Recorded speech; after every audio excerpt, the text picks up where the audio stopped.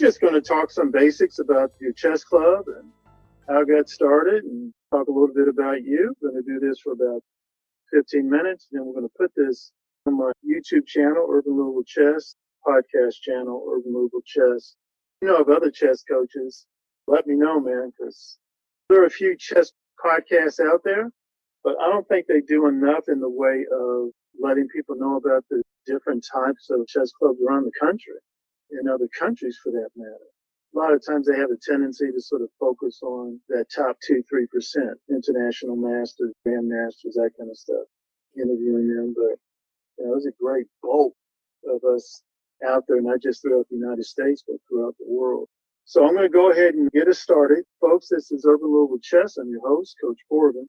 I have with me today Coach Bryan. He is the coach for the Shawnee Chess Club in Louisville, Kentucky.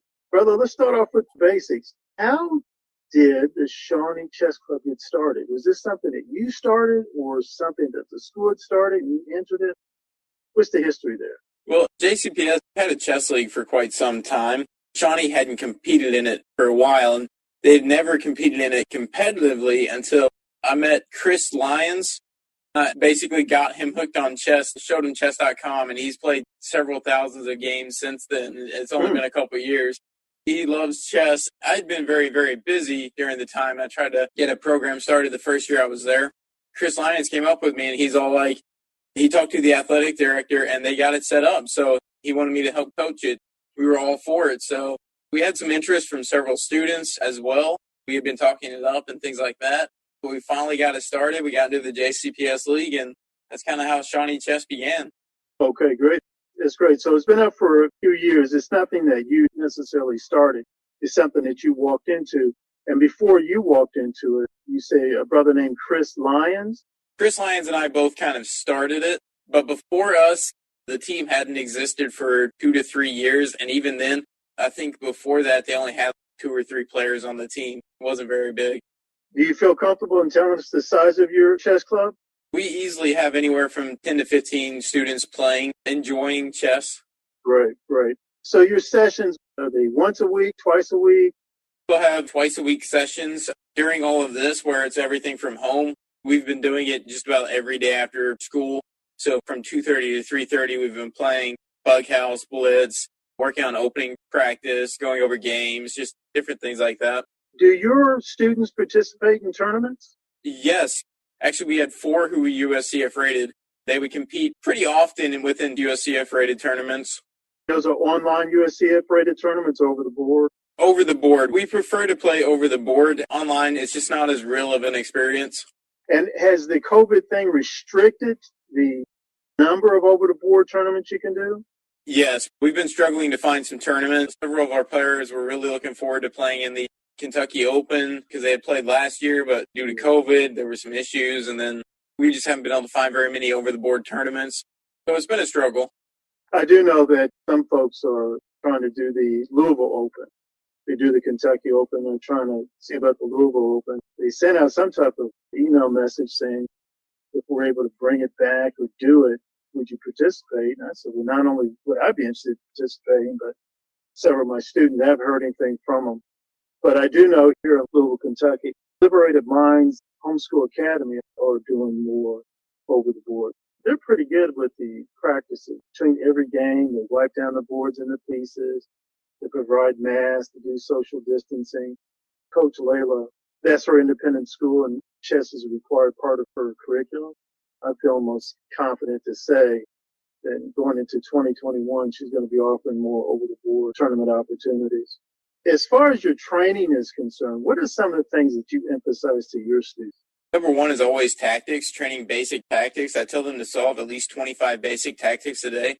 Wow. And then ideally, if they want a more dedicated study session, then I tell them to look over at least a game or 2 a day, annotated game. And then I also tell them to play at least 2 games a day. I'd say that's the main thing. I really want them to also do at least 4 analysis-like tactics that take several moves, at least 4 moves minimum. I'd like for them to do a couple of them as well. Right. And are you helping other schools to establish chess teams, or are you sort of leaving it up to the schools to sort of figure it out on their own? Whenever we switched over to chess.com, it's kind of weird because I started posting in the forums. I had some chess coaches from other states actually reach out and ask me how we were organizing things online, and I was able to help them out to organize things online, and it was actually a really cool experience. I just learned how to do online tournaments, how to do them through chess.com. I just did one not too long ago. It was nice. Before that time, I had a couple of guys, great guys out of Ohio, do some for me. They were nice. The first one I did, it was like 65 participated. Then I did my own. I did it. I was the tournament director, had about 8, and it was a good experience. I've already scheduled 4 more in 2021, 2 in January and 2 in February, sort of trying to offer my services to other people to do online. I don't know if you guys do this, and I don't know how you feel about it, but I'm the coach for the Urban Louisville Chess Club.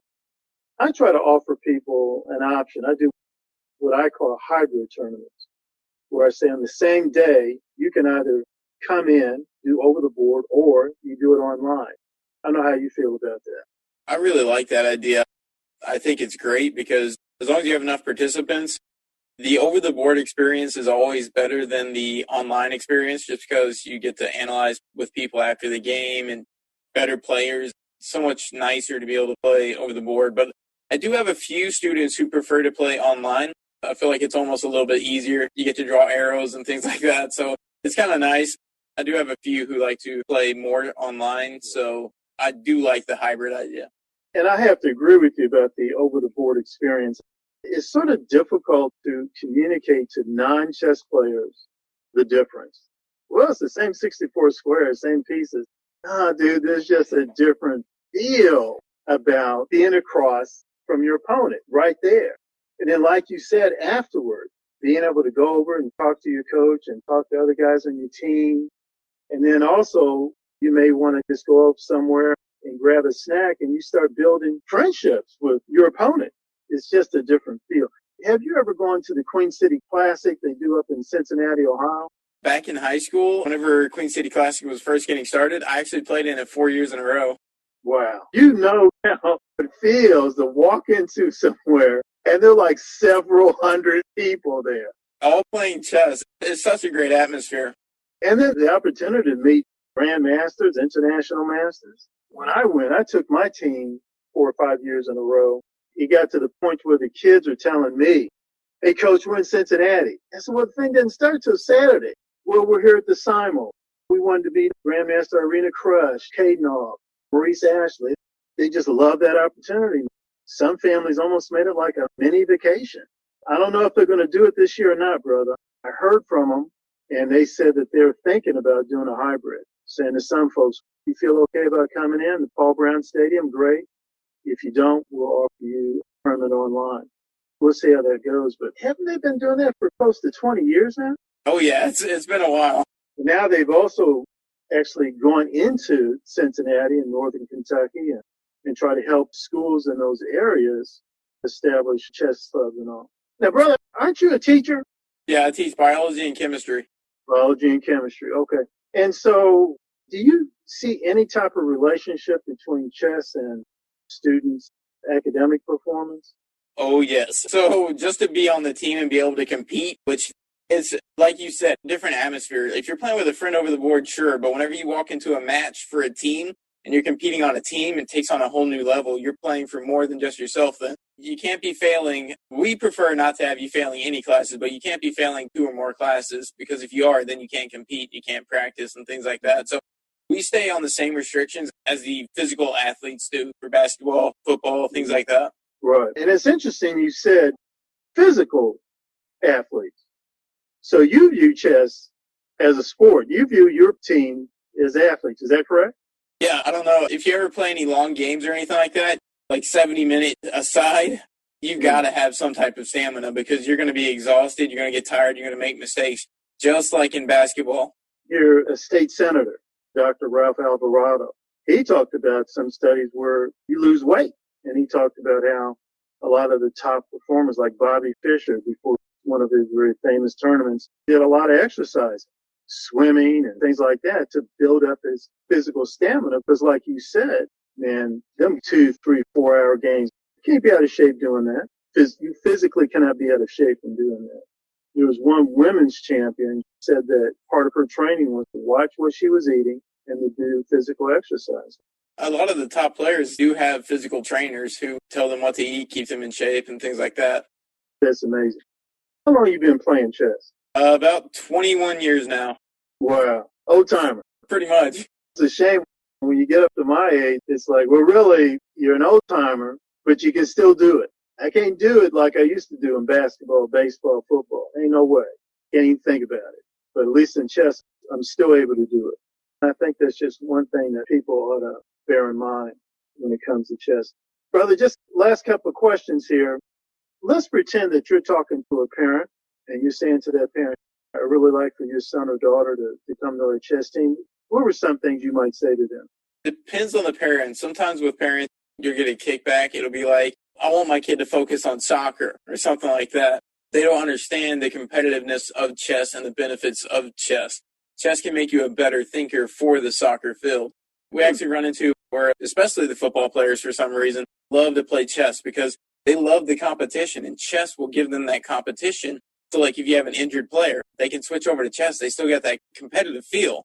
I'll typically explain those types of things to them, and then I'll explain some of the actual scientific studies that have been proven, shown to help people by playing chess. That's great. We're going to wrap it up here. Please keep in touch. Please let me know what Shawnee Chess Club is doing, and maybe sometime we can have some of your guys come compete against some of my guys in Liberated Minds Academy and maybe some other chess clubs around the city. It'd be great. We could set up a team match or something like that. Yeah, it'd be great, brother. We can do that. It sounds real good. All right, folks. Well, this is the end. This is our second podcast, Urban Louisville Chess. This is Coach Corbin. I'll be seeing you guys again real soon. And Coach Bryan, I'll be seeing you again real soon too, brother. Sounds good.